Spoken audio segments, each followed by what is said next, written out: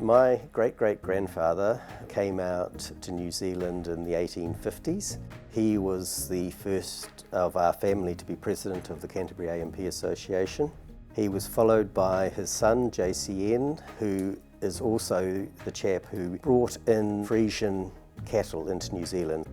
I'm the 6th generation involved. All of the generations prior to me have gone right the way through from being on a general committee or subcommittees through to being president, with the last being my dad, who then also went through and was the president of the Royal Agricultural Society.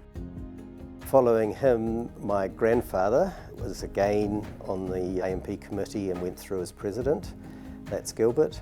Then my father, Tom, he was president. I think he's still actually one of the youngest presidents. He was president at 42.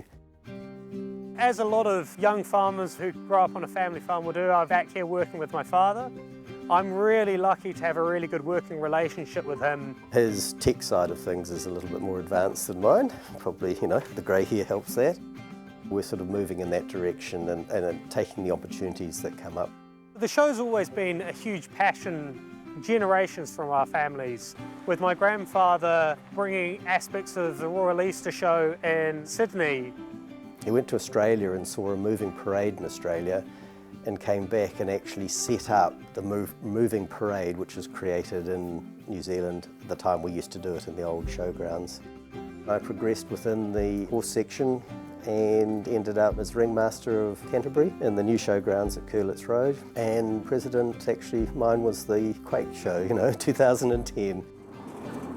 It's very much a big family legacy that we're hugely passionate about the whole movement of when country comes to town, see you at the A&P show. That connection between the rural landscape and urban life.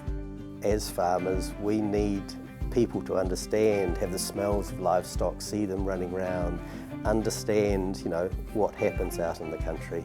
And I think intergenerationally, that's something that needs to carry on.